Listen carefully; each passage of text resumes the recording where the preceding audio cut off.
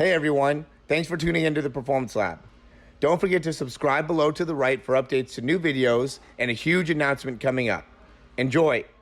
What's up, everyone? Morey Croson here from the Performance Lab of California, and we are a couple days away from the Super Bowl, so I thought I would go ahead and do a breakdown of the difference between Usain Bolt and his sprinting and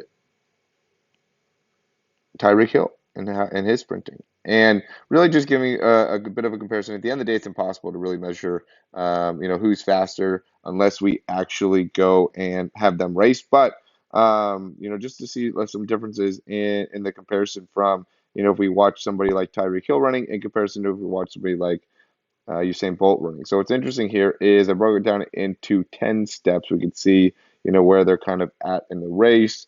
They're about 5 seconds in the 100-meter dash here, and then we're about 18 yards, maybe closer to 17 yards in on the 40. But really, Tyreek Hill is one of those guys that has such fast explosion out of the gate. He's at his top speed probably within the first 10 yards. So what I wanted to do is just measure what was the difference between these 10 steps and how fast are you able to get to. And it's interesting to see that actually takes 1.86 seconds. So we can see real quick.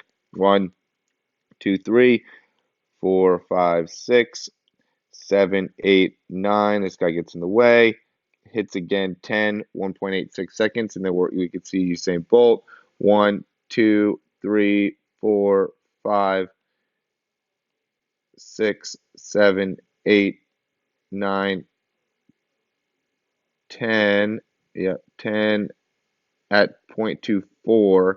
And so what's interesting is when you're watching this, really being able to see, what makes these two guys great at what they do, right? Well, obviously, this doesn't mean that Tyreek Hill is faster than Usain Bolt.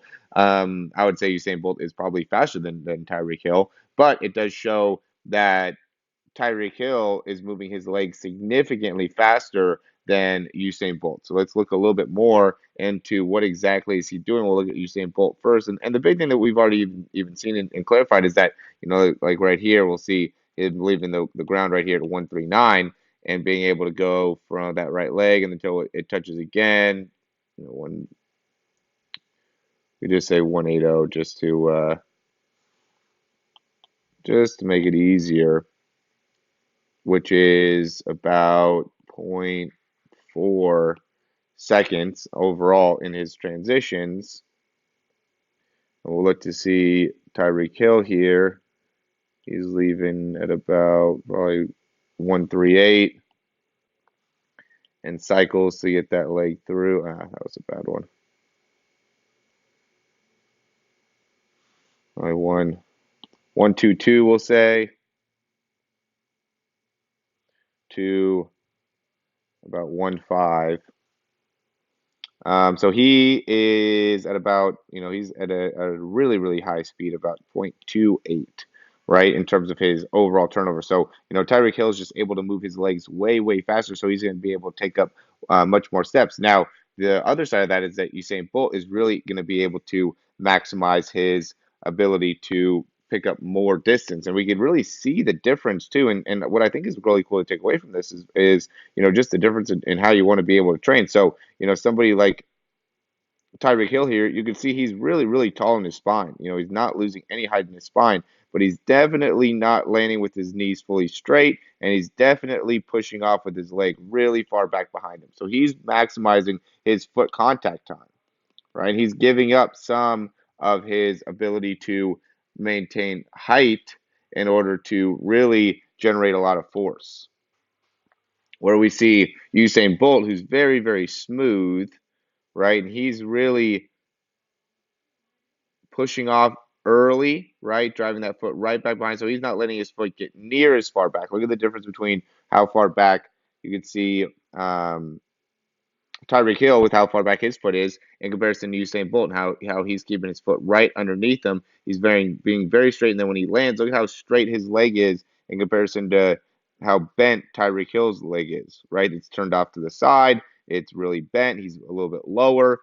Usain Bolt's very, very tall, very, very upright, and really has a lot more of that professional type of sprinting mechanics to him, where Tyreek Hill, and I don't want to say that he doesn't have speed training, because he obviously does. He obviously is very, very fast, but he's just training for a different type of overall outcome. He's not training necessarily to go just straight line. He's training to be able to go in a multitude of different directions, and you can see how his body moves reflects that, where he's able to, really create a lot of rotation. Again, you can see how bent he's landing with his knees, where Usain Bolt is being much more upright in his overall ability to, move. So now, Usain Bolt is going to have a lot harder time, if we really break it down a step further, in being able to slow down and change direction, right? Because of how straight the knee is, you're not in the position. You have to bend your knee in order to, decelerate and change direction. Where Tyreek Hill is in a very good position to be able to change direction and move side to side. So, from an overall,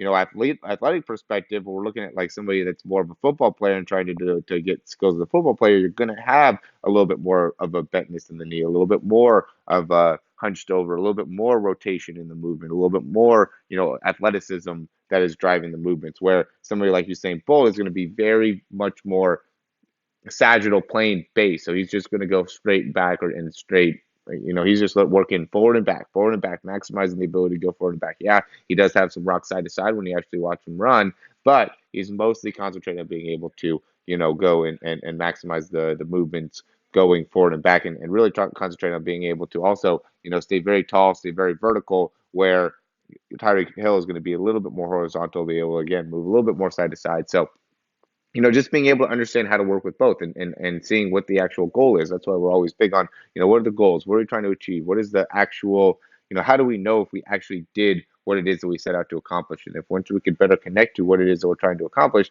then we can set you up better for overall performance with an analysis, or by doing a program or something like that. So, as always, guys, I want to just say thanks for watching these videos.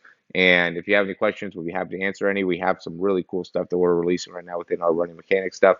And I hope that it can provide a lot more value to people all around the world when it comes to running mechanics, and ensuring that you're able to stay healthy and also improve performance times. I have the link below to click the free running guide to get yourself started. All right, let me know if you have any questions.